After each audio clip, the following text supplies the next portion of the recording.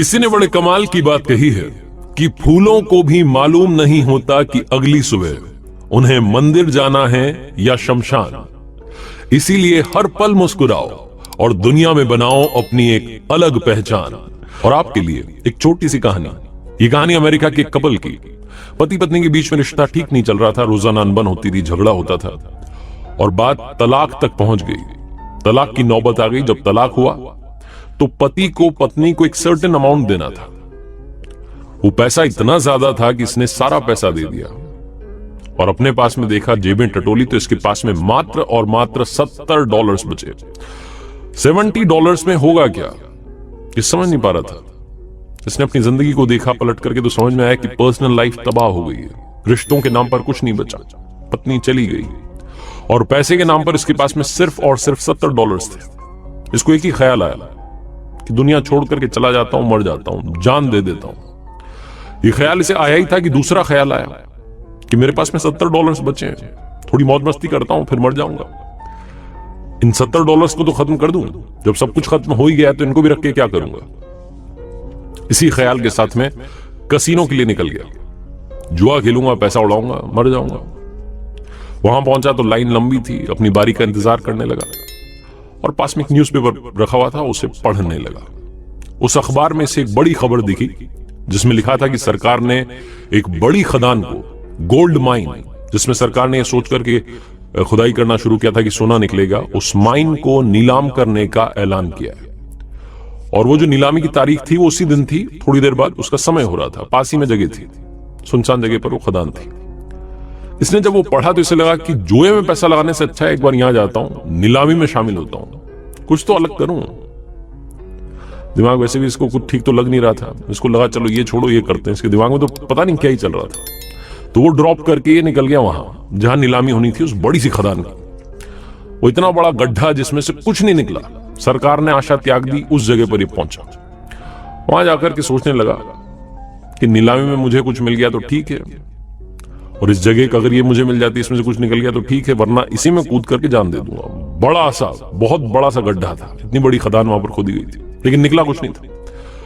ये वेट करने लगा कुछ और लोग आ जाए, लेकिन इसके लिए सबसे बड़ा सरप्राइज ये था कि वहां पर कोई नहीं पहुंचा। सिर्फ ये इकलौता आदमी वहां पर उस बिडिंग में पार्टिसिपेट करने के लिए पहुंचा और वो खदान इसके नाम कर दी गई। $70 में इतनी बड़ी खदान इसको मिल गई। अब ये सोच रहा था क्या करें, कहां से कूद करके इसमें जान दें। तभी इसके पास में मजदूर आए। उन्होंने कहा कि साहब एक बात बताइए, क्या करें आज? हमें आज का तो पैसा मिला हुआ है, आज शाम तक की खुदाई का हमें पैसा मिला हुआ है। आप कहें तो हम, क्योंकि अब आप इसके मालिक बन गए तो आपसे पूछ रहे हैं, आप कहें तो खुदाई कर लें, थोड़ा बहुत खोद दें या फिर जाएं वापस।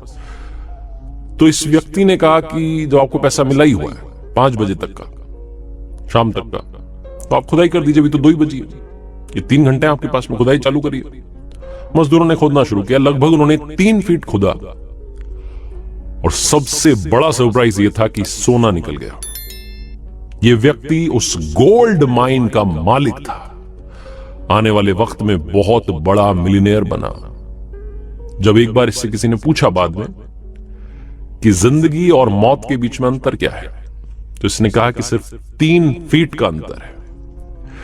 छोटी सी कहानी है, मजेदार सी कहानी, लेकिन हम सबको सिखाती है कि जिंदगी में थोड़ा सा टाइम दीजिए, धैर्य रखिए, सब कुछ ठीक होगा। जब सब लोग आशा त्याग देते हैं, अगर आप आशा रखें, अगर आप उम्मीद रखें, तो जिंदगी में कमाल होता है। उस सोने की खदान के पास में कोई नहीं पहुंचा। लोगों ने सोचा कि गड्ढा है, इतने बड़े गड्ढे को लेकर के क्या करेंगे। उस नीलामी में अकेला आदमी पहुंचा और इसने खुद भी जिंदगी की आशा तो त्यागी हुई थी। इसे लग रहा था कि चलो एक बार ये कोशिश और कर लेते हैं, इसमें और पैसा लगा देते हैं। एक छोटी सी किरण थी इसके पास में उम्मीद की, और ये तो ये भी सोच रहा था कि जो होगा देखा जाएगा इसमें। लेकिन ऊपर वाले के पास में इसके लिए कुछ अलग प्लान था और उन्होंने इसकी जिंदगी में कमाल कर दिया। थोड़ा सा वक्त देंगे, चीजें अपने आप ठीक होंगी। थोड़ा सा सब्र रखेंगे, आपका भी टाइम आएगा। किसी ने बड़े कमाल की बात कही है कि घर से बाहर भले ही दिमाग लेकर जाएं, क्योंकि वहां एक बाजार है, लेकिन घर में जब आए तो दिल लेकर आए, क्योंकि वहां आपका परिवार है। ये कहानी 2 भाइयों की। एक अमीर बन चुका था, सक्सेसफुल था, दूसरा वाला नशेड़ी बन चुका था, नशे की हालत में रहता था, ड्रग एडिक्ट बन चुका था। कभी शराब पीता था, कभी ड्रग्स लेता था। हमेशा घर में आकर के वो धमा चौकड़ी मचाया करता था। कभी वाइफ को पीटता था, कभी बच्चों को पीटता था। एक दिन उसकी पत्नी परेशान हो गई। उसने कहा इंतहा हो गई, रोज लड़ाई करते। पुलिस स्टेशन पहुंच गई, थानेदार को जाकर के रिपोर्ट लिखवाने लगी कि मेरे पति के खिलाफ रिपोर्ट लिखिए, वो मारपीट करते हैं और आप भेजिए कांस्टेबल्स को, उनको यहां लेकर के आइए, उनकी जगह जेल में, घर में नहीं है। पुलिस वाले गए, जाकर के उसे उठा लाए, नशे की हालत में पड़ा हुआ था घर पर। उसको लाना कोई मुश्किल काम तो था नहीं। वो थाने में आया, थोड़ा उसका नशा जब उतरा तो थानेदार साहब ने उससे पूछना शुरू किया कि भैया ये सब क्यों करते हो, अपनी पत्नी को क्यों पीटते हो, अपने बच्चों को क्यों मारते हो और ये नशा क्यों करते हो इतना। तो उस व्यक्ति ने कहा कि साहब क्या बताऊं, मेरे पिताजी इसका कारण है। थानेदार ने कहा पिताजी? वो व्यक्ति बताने लगा कि मेरे पिताजी शराब पीते थे, घर पर आकर मारपीट करते थे, कभी मम्मी को मारते थे, कभी हम भाइयों को मारते थे, मेरे पिताजी बहुत बुरे थे। अब उनके बच्चे से आप क्या उम्मीद लगा सकते हैं। थानेदार सोच में पड़ गया, सोचने लगा कि यहां सही बात है, तो घर में चला आ रहा है तो ये भी कर रहा है। तभी एक सूटेड बूटेड बंदा वहां पुलिस स्टेशन में आया।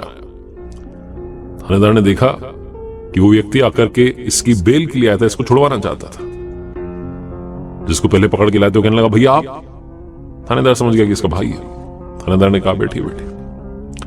थानेदार ने एक सवाल पूछा कि एक बात बताइए, ये आपका भाई नशे में रहता है और आपको देख करके लग रहा है कि आप बड़े सक्सेसफुल हैं, आप सूटेड बूटेड आए, बहुत पैसा है आपके पास, आपकी सक्सेस का कारण क्या है।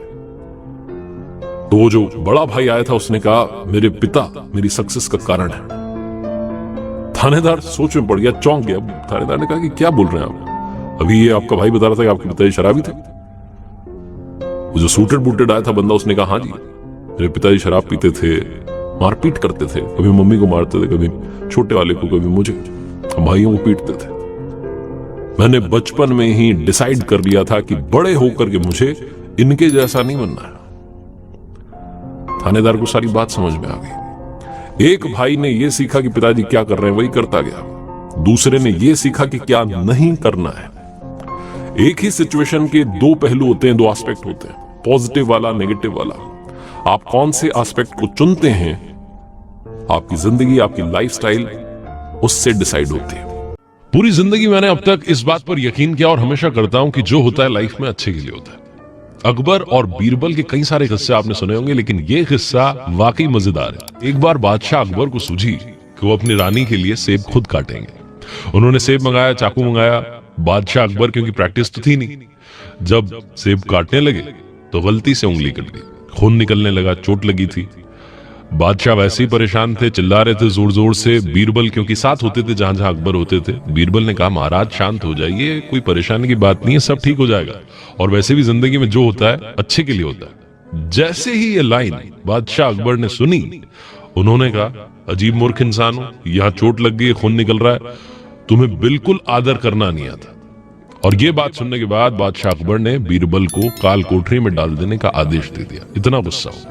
बीरबल ने कहा महाराज वैसे तो आपका बड़ा खास हूं, लेकिन आज आप मुझे काल कोठरी में भेज रहे हैं, लेकिन अब भी मैं अपनी इस बात पर टिका रहूंगा कि जो होता है अच्छे के लिए होता है। बहुत गुस्सा थे बादशाह अकबर, उन्होंने बीरबल को जेल में डाल दिया। उसके बाद कुछ दिन के बाद बादशाह शिकार के लिए जंगल में गए, और जब जंगल में पहुंचे तो ज्यादा सैनिक साथ में लेकर गए नहीं थे। शिकार के पीछा करते करते करते जंगल में कब वो भटक गए उन्हें खुद मालूम नहीं चला। उन्हें कबीले वालों ने पकड़ लिया। उन्होंने बताया कि मैं बादशाह अकबर हूं। कबीले वालों ने एक नहीं सुनी, बोले होंगे होंगे बादशाह, अब तो तुम्हारी बलि चढ़ेगी। बलि चढ़ाने की पूरी तैयारी कर ली गई। बादशाह को लगा कि अब सब कुछ खत्म हो चुका है, मामला निपट चुका है। तभी उनमें से किसी एक की, कबीले वालों में से, नजर पड़ी उनकी उस उंगली पर जिस पर चोट लगी थी। उन्होंने कहा इस इंसान की तो पहले से बलि चढ़ी हुई है। ये देख करके कबीले वालों ने बादशाह अकबर को छोड़ दिया। वो वापस आने लगे और आते वक्त उन्हें यकीन हुआ, याद आई वो बात जो बीरबल ने कही थी कि जो होता है अच्छे के लिए होता है। लेकिन फिर बादशाह अकबर ने सोचा कि मेरे साथ तो चलो अच्छा हुआ, मेरी यहां बलि नहीं चढ़ी, लेकिन बीरबल के साथ क्या अच्छा हुआ, उसको तो मैंने काल कोठरी में डाल रखा है। तुरंत बादशाह अकबर वापस पहुंचे और सीधा बीरबल से मिलने गए। जाकर की पूरी कहानी सुनाई कि ये मेरे साथ जंगल में हुआ। बोले ये सब तो ठीक है, मेरे साथ तो अच्छा हुआ, लेकिन तेरे साथ क्या अच्छा हुआ, तुम्हारे साथ ऐसा क्या हुआ जो होता है अच्छे के लिए होता है। बीरबल ने कहा महाराज जहां आप होते हो वहां मैं होता हूं, अपन दोनों साथ चलते, जंगल में जाते, कबीले वाले आपकी बलि नहीं चढ़ाते क्योंकि आपकी उंगली में चोट लगी थी, तो किसकी बलि चढ़ाते, मेरी बलि चढ़ाते। आपने तो मुझे मरने से बचा लिया। महाराज जो होता है अच्छे के लिए होता है। आपकी जिंदगी में भी कई सारी परेशानियां होंगी, कई मुसीबतों से आप गुजर रहे होंगे, तरह तरह की परेशानी होती है। किसी की प्रोफेशनल लाइफ सही नहीं है, किसी की पर्सनल लाइफ में झटका लगा है, लेकिन याद रखिए जिंदगी में जो होता है अच्छे के लिए होता है। इसीलिए हमेशा पॉजिटिव रहिए और अपने लक्ष्य को मत भूलिए।